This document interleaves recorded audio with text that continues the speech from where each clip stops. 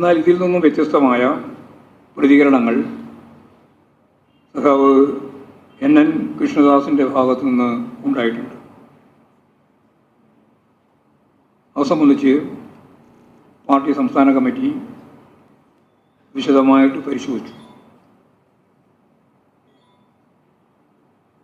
തിരഞ്ഞെടുപ്പ് പ്രവർത്തനം എന്നത് ഏറ്റവും യോജിപ്പോടെ മുന്നോട്ട് കൊണ്ടുപോകേണ്ടുന്ന ഒന്നാണ്. അത്തരമൊരു ഘട്ടത്തിൽ പൊതുജനങ്ങൾക്കിടയിൽ പാർട്ടിയിൽ ഭിന്നതയുണ്ട് എന്ന തോന്നിക്കുന്ന രീതിയിൽ പ്രതികരിച്ച പാർട്ടി സംസ്ഥാന കമ്മിറ്റി അംഗം സഖാവ് NN കൃഷ്ണദാസിനെ പരസ്യമായി താക്കീത് ചെയ്യാൻ സംസ്ഥാന കമ്മിറ്റി തീരുമാനിച്ചു.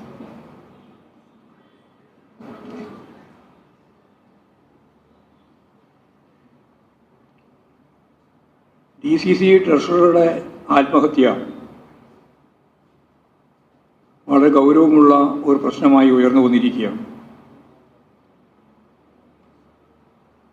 വയനാട് DCC ട്രഷറർ NM വിജയനും മകൻ ജിജേഷും ജീവനൊടുക്കിയതിന് പിന്നിൽ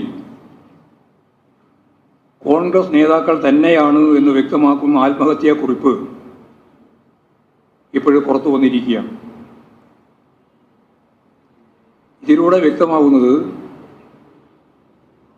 മുൻ DCC president KC Balakrishnan MLA, ഇപ്പോഴത്തെ DCC പ്രസിഡന്റ് ND അപ്പച്ചൻ തുടങ്ങിയവർ തട്ടിയെടുത്ത പണത്തിൻ്റെയും പാർട്ടിക്ക് വേണ്ടി ഏറ്റെടുക്കേണ്ടി വന്ന ലക്ഷങ്ങളുടെ ബാധ്യതയുടെയും തുടർച്ചയായിട്ടാണ് ആത്മഹത്യ ചെയ്യേണ്ടി വന്നത് എന്നതാണ്. ബാങ്ക് നിയമനങ്ങൾക്കായി വാങ്ങിയ പണം നേതാക്കൾ പങ്കിട്ടെടുത്ത് IC ബാലകൃഷ്ണൻ MLA നിർദ്ദേശപ്രകാരമാണ് അങ്ങനെ എടുത്തത് എന്ന കാര്യവും നൽകിയത് എന്ന കാര്യവും വ്യക്തമായി. കടത്തിൽ കുരുങ്ങിപ്പോയ ആ സന്ദർഭത്തിൽ ആരും തിരിഞ്ഞു നോക്കാനില്ലാത്ത സ്ഥിതിയാണ് ഉണ്ടായതെന്നും അതിൽ വ്യക്തമാക്കി. നേതാക്കൾ വാങ്ങിയ കോഴക്ക് സ്ഥലവും ചെക്കും ഇദ്ദേഹത്തിന് ഈട് നൽകേണ്ടി വന്നു. പാർട്ടി തലയിൽ കെട്ടിവെച്ച 32 ലക്ഷത്തിൻ്റെ ബാധ്യത തീർക്കാനെടുത്ത വായ്പ അത് 65 ലക്ഷത്തിലധികമായി ഉയർന്നു. ഇതിനെ തുടർന്നാണ് ഇദ്ദേഹം ആത്മഹത്യയിലേക്ക് എത്തിയത്. ഈ കത്ത് പുറത്തു വന്ന സാഹചര്യത്തിൽ IC ബാലകൃഷ്ണൻ MLA സ്ഥാനം രാജിവെക്കാൻ തയ്യാറാവണം. ഇത് സംബന്ധിച്ച് UDFൻ്റെ നിലപാട് വ്യക്തമാക്കേണ്ടതുണ്ട്.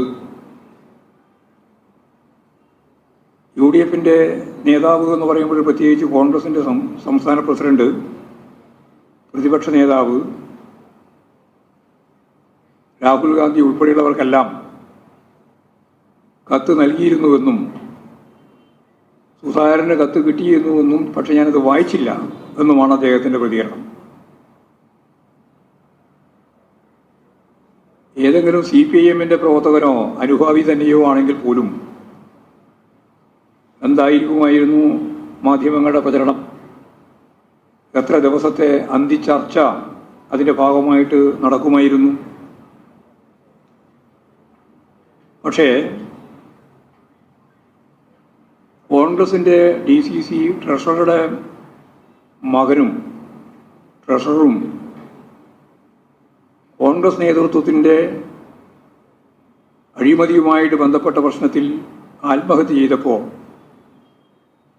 അത് സംബന്ധിച്ച് കൃത്യമായ വാർത്ത തന്നെ നൽകാൻ എന്തൊരു മടിയാണ് മാധ്യമങ്ങൾക്ക്. മാധ്യമങ്ങളുടെ ഇരട്ടത്താപ്പ് കൃത്യമായിട്ട് ജനങ്ങൾ തിരിച്ചറിയും എന്ന് തന്നെയാണ് ഈ സംബന്ധിച്ച് പറയാനുള്ളത്. കുറച്ചു നാളുകളായി നടന്നുകൊണ്ടിരിക്കുന്ന സംഭവങ്ങളിൽ പല കോൺഗ്രസ് നേതാക്കളും ആത്മഹത്യ ചെയ്യുന്നു എന്നുള്ളത് തുടർക്കഥയായിട്ട് വരികയാണ്. കോൺഗ്രസ് നേതാക്കളുടെ ഇടപെടലിൻ്റെ ഫലമായി അങ്കമാലി അർബൻ സഹകരണ സംഘം പ്രസിഡന്റും കോൺഗ്രസ് നേതാവുമായിരുന്ന PT പോളിനെ മരിച്ച നിലയിൽ ആലുവയിലെ ഹോട്ടലിൽ നിന്ന് കണ്ടെത്തുകയുണ്ടായി. സംഘത്തിൽ അഴിമതിയും ക്രമക്കേടും നടന്നുവെന്ന വാർത്തക്കിടയിലാണ് INTUC സംസ്ഥാന വൈസ് പ്രസിഡന്റായ പോളിൻ്റെ ദുരൂഹ സാഹചര്യത്തിൽ മരണമുണ്ടായത്.